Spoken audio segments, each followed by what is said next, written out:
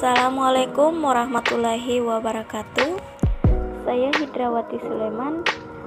Saya perwakilan dari kelompok 6. Pada video kali ini saya akan menjelaskan tentang tahap infansi orok mulai dari masa bayi usia 7-14 hari. Pasti teman-teman penasaran kan? Mari kita simak video berikut ini. Tahap infansi orok mulai dari masa bayi usia 7-14 hari. A. Perkembangan masa bayi. Tahap infansi orok mulai dari masa bayi usia 7-14 hari. Masa infansi merupakan periode tersingkat dalam kehidupan. Lamanya berlangsung dari saat lahir sampai tanggalnya tali pusar. Periode partenite dilanjutkan dengan penyesuaian diri terhadap lingkungan di luar kandungan. Disebut periode neonatus, sehingga disebut sebagai periode penyesuaian diri. Janet Black melihat bahwa tumbuh kembang anak melalui tahap-tahap sebagai berikut. A. Tahap perkembangan fisik dan motorik. B. Tahap perkembangan psikososial. C. Tahap perkembangan kognitif. D. Tahap perkembangan bahasa. Memasuki bagian B yaitu perkembangan fisik. Perkembangan fisik bayi berlangsung sangat ekstensif. Pada saat lahir, bayi memiliki kepala yang sangat besar dibandingkan dengan bagian tubuh lain. Tubuhnya bergerak terus-menerus ke kiri dan ke kanan, dan seringkali tidak dapat dikendalikan. Mereka juga memiliki refleks yang dominasi oleh gerakan-gerakan yang terus berkembang. Berikut akan memberikan gambaran lebih rinci tentang aspek dari pertumbuhan fisik yang terjadi selama masa bayi. Yang pertama, tinggi badan dan berat badan. Pada saat dilahirkan, panjang rata-rata bayi adalah 20 inch atau 50 cm dengan berat 3,4 kg. Dibandingkan dengan ukuran tubuh orang dewasa, panjang bayi lebih dekat daripada beratnya. Panjang bayi yang 20 inch menunjukkan lebih dari 1/4 tinggi orang dewasa. Sedangkan 3,4 kg beratnya menunjukkan hanya sebagian kecil dari berat badan orang dewasa. Yang kedua, perkembangan refleks. Pada masa bayi terlihat gerakan-gerakan spontan yang disebut refleks. Refleks adalah gerakan-gerakan bayi yang bersifat otomatis dan tidak terkoordinir sebagai reaksi terhadap rangsangan tertentu, serta memberi bayi respon penyesuaian diri terhadap lingkungannya. Yang ketiga, rangkaian tingkah laku dan keadaan bayi. Perkembangan refleks dan fungsi motorik pada bayi kemudian memunculkan serangkaian tingkah laku yang lebih kompleks. Dengan tingkah laku yang kompleks tersebut telah memungkinkan bayi sebagai makhluk biologis yang dapat bertahan hidup.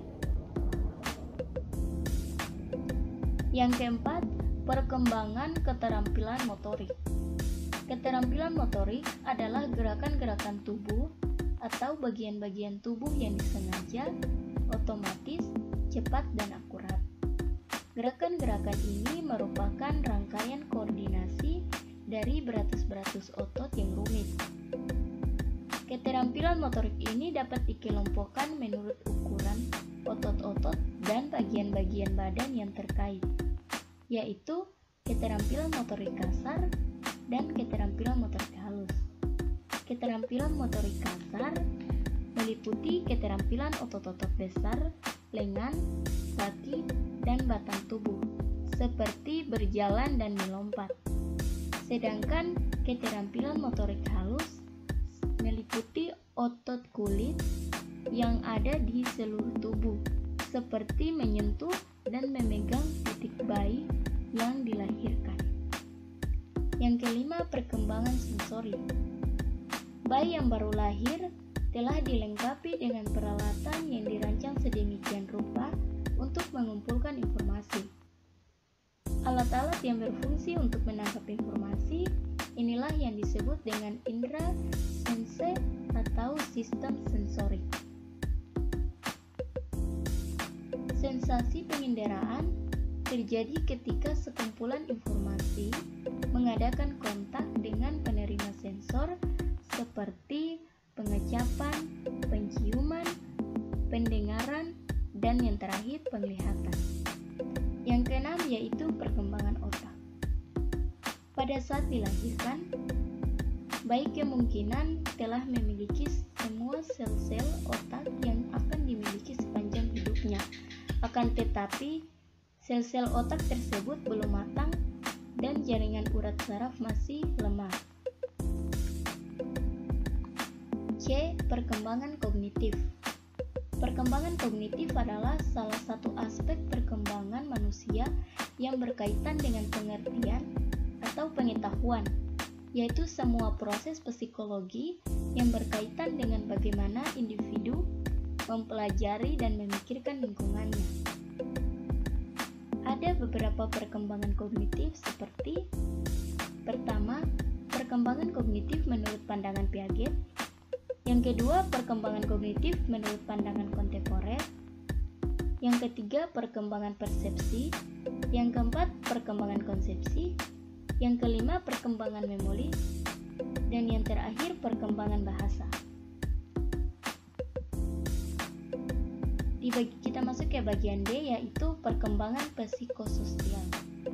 Perkembangan psikososial berhubungan dengan perubahan-perubahan perasaan atau emosi dan kepribadian, serta perubahan dalam bagaimana individu berhubungan dengan orang lain. Sebagai bayi yang sedang tumbuh menjadi lebih dewasa, dia memiliki kedekatan dan keterkaitan emosional dengan orang-orang yang penting dalam hidupnya. Itu saja penjelasan saya. Saya akhiri dengan wabillahi taufiq wal hidayah. Wassalamualaikum warahmatullahi wabarakatuh.